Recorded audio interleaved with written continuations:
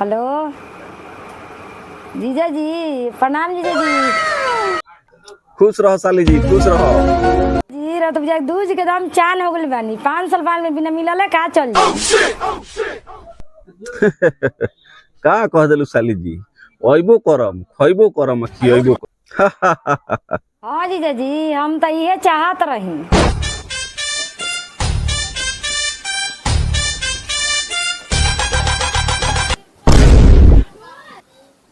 सर वाले कने अभी गाय हो अभी बोतले हइयो ने का गाय असही टटाटरी से खइले बिनु कहां बा सर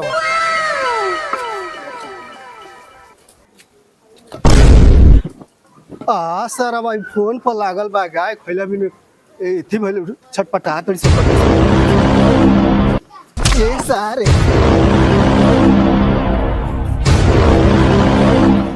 बाबू ई तू कहा लाड़ कइलो सब मुंह हमार गोबर में चल गई। सर खाली दिन रात मोबाइल पर लागल रह इने खबे कि गाय खाई के ना खाई हैं खाली मोबाइल पर व्यस्त रह गाय गाय जैसा भाड़ में आ तू जा हाथी के गाड़ में।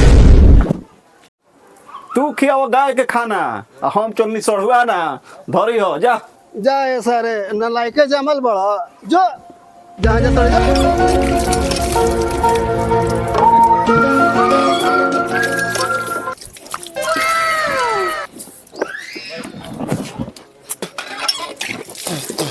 हट हट हट हट हट खो खासो खासो खासो गबर गबर खो खो खो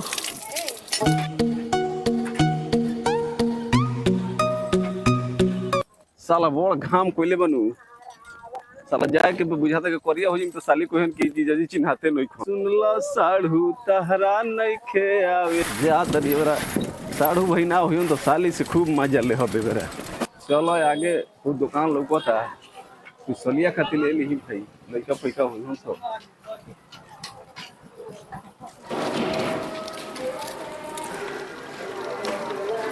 लागत है कि बाजार के सबसे बढ़िया फेवरेट दुकान यही लागत है, ये से चलो सामान ले लो।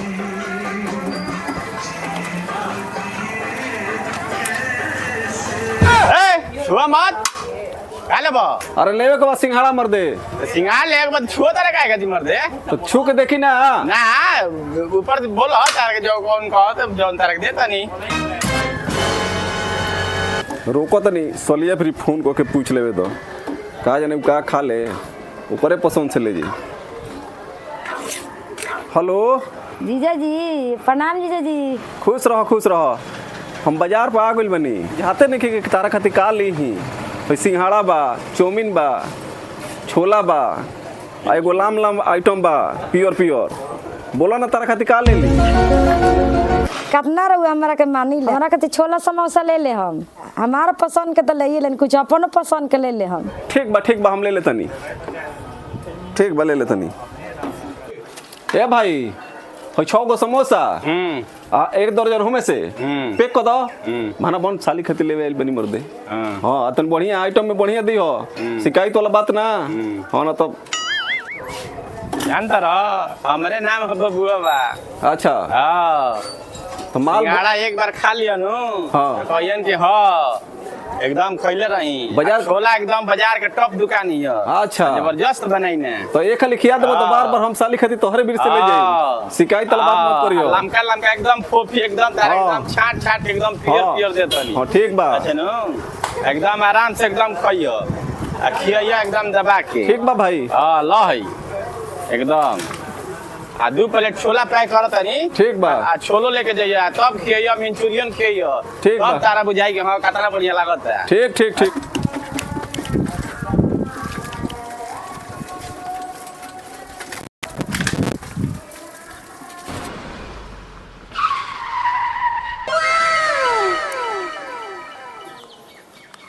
बुझाता कि एकोनिए से पूछे के पड़ी।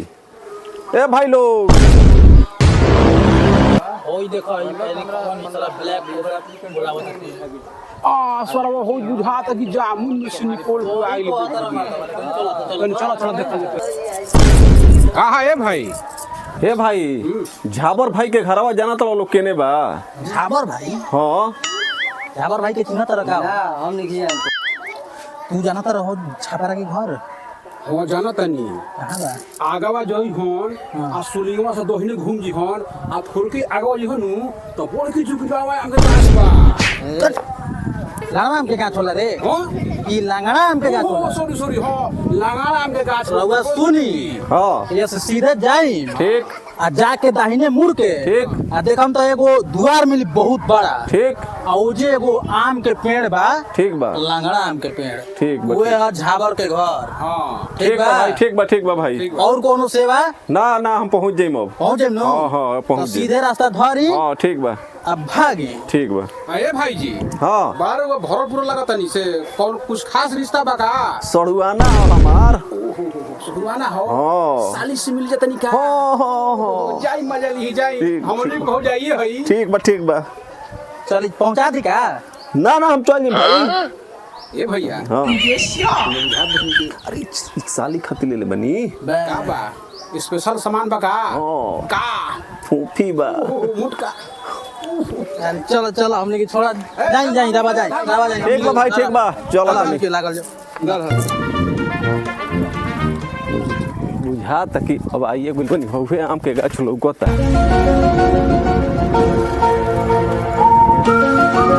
बुझा तक कि यह दुआर हो ये आम के गाछ बढ़ले बा चलो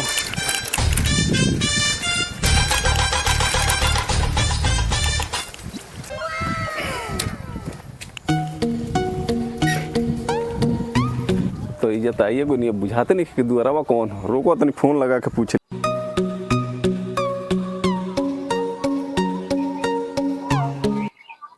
का हो साली जी हम आम के पेड़ लगे आ गइल बनी अमा के गछी लगा गेल बनी अभी जैसे बुझाते नहीं कि केने जाई देखी ना देखने लगे एगो लाल फाटक लौकत होई अच्छा दक्षिण भर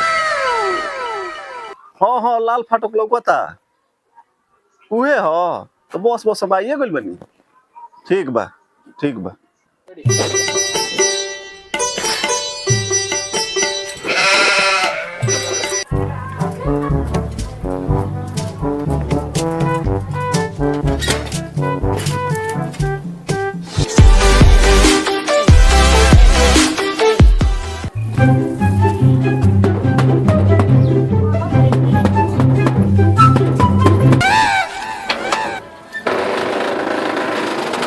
जीजा जी गोड़ लागतनी खुश रहो गोड़ लागत नहीं माई खुश रह बड़ी जीजा जी बैठी जीजा जी रुकी पानी लेके आओ तनी तले आराम करी पानी उनी हाँ पिए ले आओ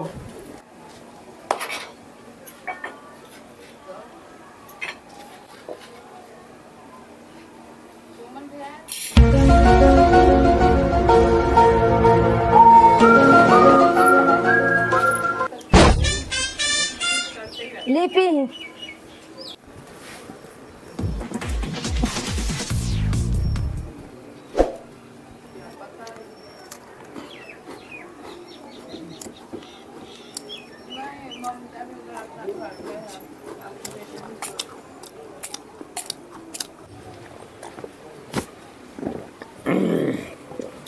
अब के सरवा तनी आत्मा के शांति मिलल भर रहा घामा में आवत हालत खराब हो गई ए साली जी काहे खड़ा बाड़ू और कुर्सिया ले बैठो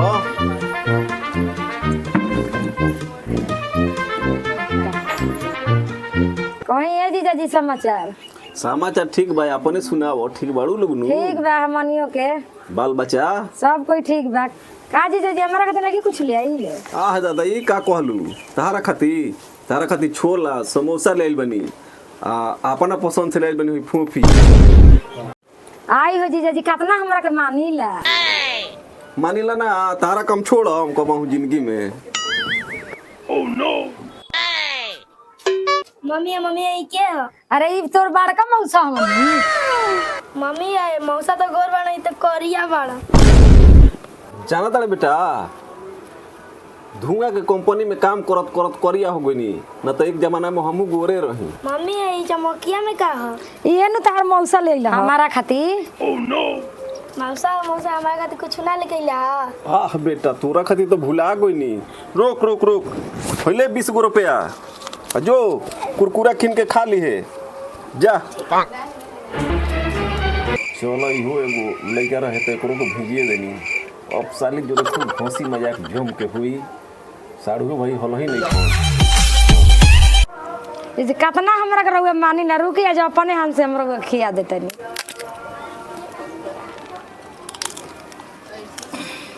बड़ा अच्छा लगा खाए में।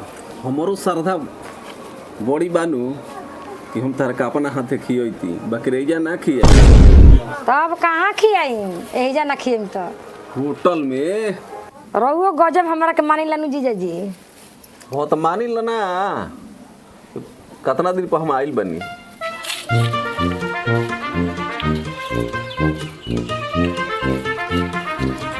हाँ हाँ भैया बस रुक जाइए राउरो काम हो जाई, चिंता करे के बात नहीं है।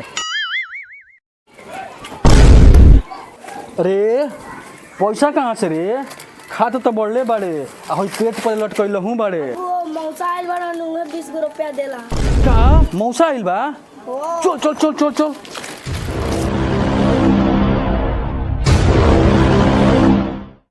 चला मौसवा के हम माना कइले रही पहले ही कि हमारा यहाँ मत आई है।